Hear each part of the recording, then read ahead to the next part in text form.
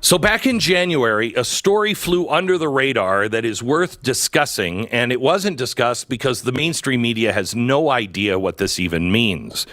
But at the 100-day mark of the war in Israel, October 7th, the military spokesman for Hamas gave a televised speech about the Hamas efforts, as well as a reminder of the purpose of the war. Now, this was translated into English by the Palestinian Chronicle, which, gosh, I must have missed this issue of it, and it just came to my attention. But I want you to listen carefully to what this guy said. Quote, "We look back 100 days to remember the educated, the complicit, the incapacitated among the world powers governed by the law of the jungle, reminding them of an aggression that reached its peak against our path, Al-Quds and Al-Aqsa." Al-Quds is the Muslim name for Jerusalem, and Al-Aqsa is the mosque that is on top of the Temple Mount. Reminding them of an aggression that reached its peak against, translating in Jerusalem, and the Temple Mount, with the start of its actual temporal and spatial division. What? They reached peak at the start of the Jews' actual temporal and spatial division, and, quoting, "the bringing of red cows as an application of a detestable religious myth designed for aggression against the feelings of an entire nation in the heart of its Arab identity, and the path of its prophet, and the ascension into heaven." What did you get out of that, Stu? What the temporal and spatial division? What's that? That sounds kind of mystical, doesn't it? It does sound mystical, yes. And the bringing of red cows as an application of a detestable religious myth. Well, we should look in to what that is. The bringing of red cows as part of a detestable myth. Okay.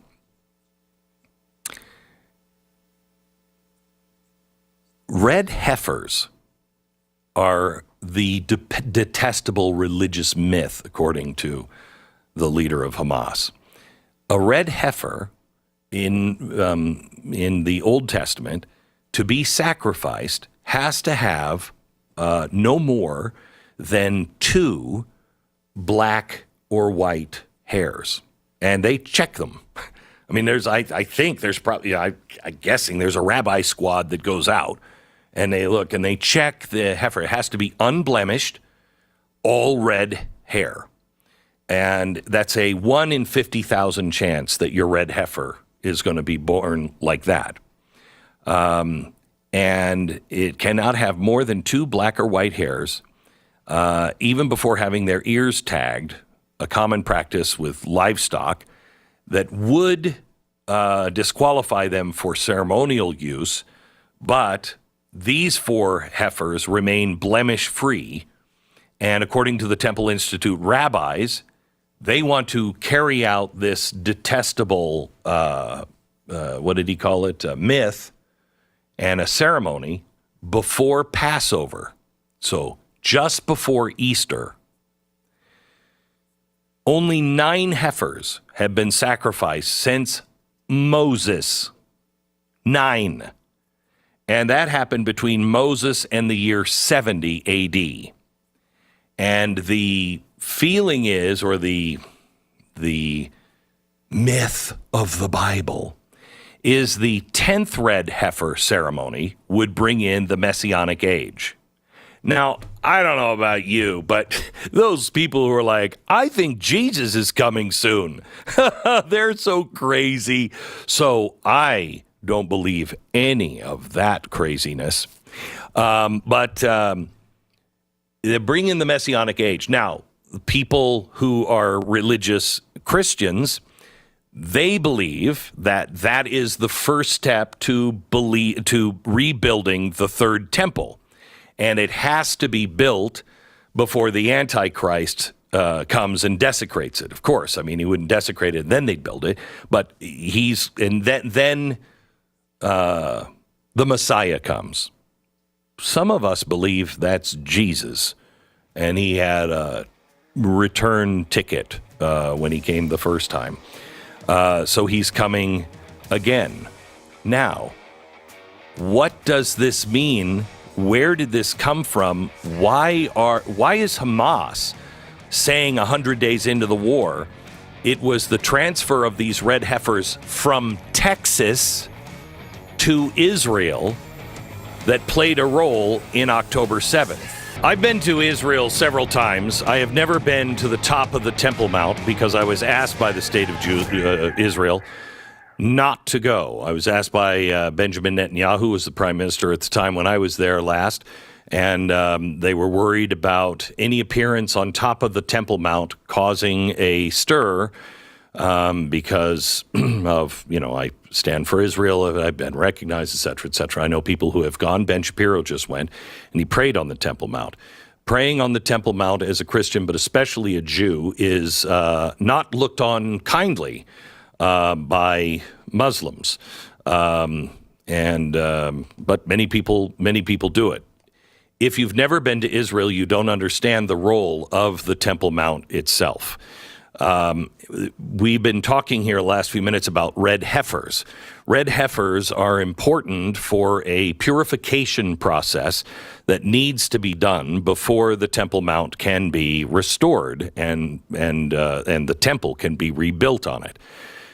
This is something that Hamas, really, its charter came from.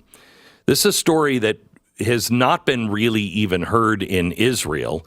Secular Israelis probably are not even aware or interested in the presence of the red heifers in Israel. And if you're not religious, it probably means nothing to you. However, Hamas has just pointed out that they are at least following the red heifer story close enough to use it as the stated reason to launch the surprise invasion and attack that they called the Al-Aqsa flood, Al-Aqsa Mosque.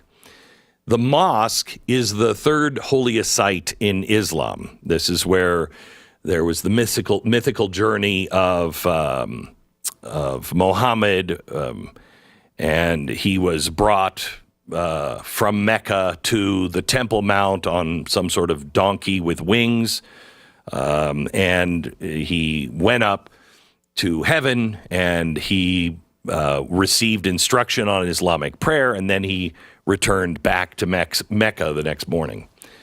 So that's the claim on the Temple Mount. The Hamas terror attack on October 7th is really the work of the guy that we've talked about on this program, the Grand Mufti. The Grand Mufti became, in the 1920s, the father of radical Islam. That's what he's called. He was the first to bring up discussions about Al-Aqsa and the Third Temple and bring it front and center. The Jewish people were immigrating and coming in the 1920s to Israel.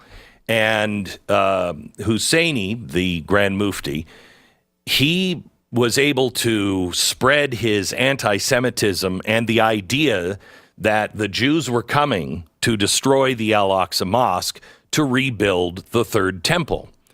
Third Temple is instrumental. If the Third Temple is not rebuilt, then that stops the prophecy of the return of the Messiah.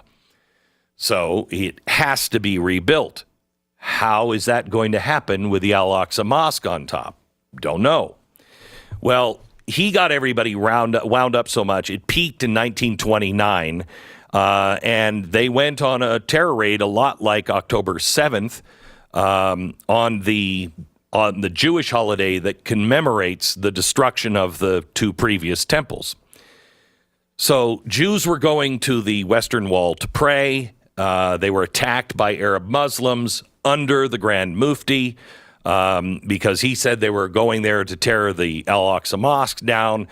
Lots of people were hurt and killed, the Jews, because Al-Aqsa was in danger.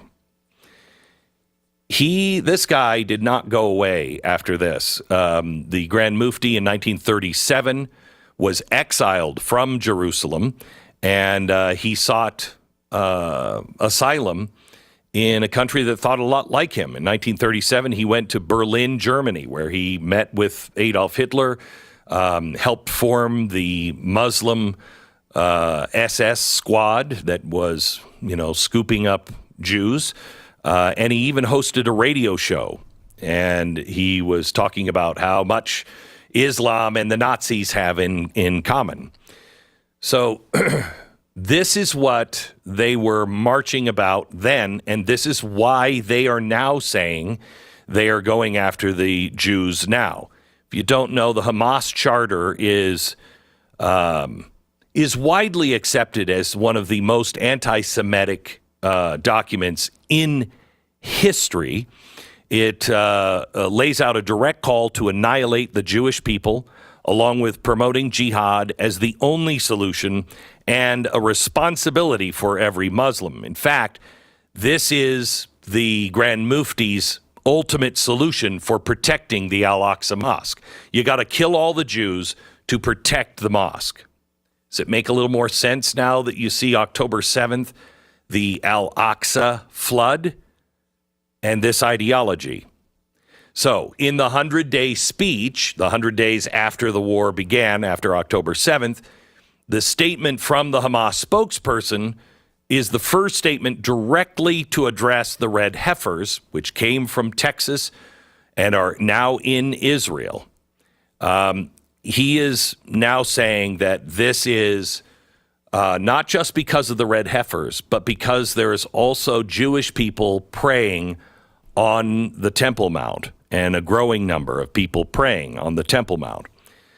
Early on the morning of October 7th, Hamas issued a statement via the military commander who justified the attack as retaliation for Israel's desecration of the Al-Aqsa Mosque in Jerusalem. It wasn't just the heifers, but also prayer, Jewish prayer on the temple, which has been allowed. It's controversial, but it's allowed. So the problem is that Jewish people think that it has been desecrated by the Muslims. Muslims say it's being desecrated by the Jews. If you're going to rebuild the temple, you need to purify it. And purifying it, according to the book of Numbers, chapter 19, is a heifer, a red heifer ceremony that results in the creation of ash and water mixture, and that cleanses the entire nation of Israel from ritual impurity. And then the ceremony requires some of the blood to be sprinkled at the front of the tabernacle, and that later became the temple. It usually took place at the Mount of Olives, where they are planning on doing this again in the coming days. It is essential for all aspects of the temple and temple worship to take place. In addition, anyone participating in temple worship would be required to be sprinkled with the ash water. Beyond that, even without the presence of a physical temple, the ceremony would allow the general population to be ritually cleansed and remove much of the religious prohibition for a Jewish presence on the Temple Mount. When are they planning on doing it? Well, they imported these red heifers before October 7th. We now know that Hamas said that this was part of the reason, because they're going to use the red heifers to purify the temple, which is desecration to them, purifying them so they can then actually go up, and even if there is no temple, they can pray as if they were in the temple. They are going to do this Passover weekend, so Easter weekend. That may be a very violent weekend in Israel if we are to take Hamas at its words that no media is reporting on, You don't have to believe the red heifer thing. I do. I believe they believe it, and I believe that the third temple is part of the return of Christ or the coming of the Messiah. And I look at these things seriously because I know the Middle East looks at them seriously, and I believe in the return of the Messiah. We should be watchful. We are told to look for these things. And I think the best thing that we can do is pray. The best thing we can do is prepare ourselves spiritually, temporally, physically, prepare for uncertain times. I don't know if this happens, but I know people have been working on this to happen, since 70. And it looks like it could happen in the next couple of weeks. The sacrifice of the 10th red heifer.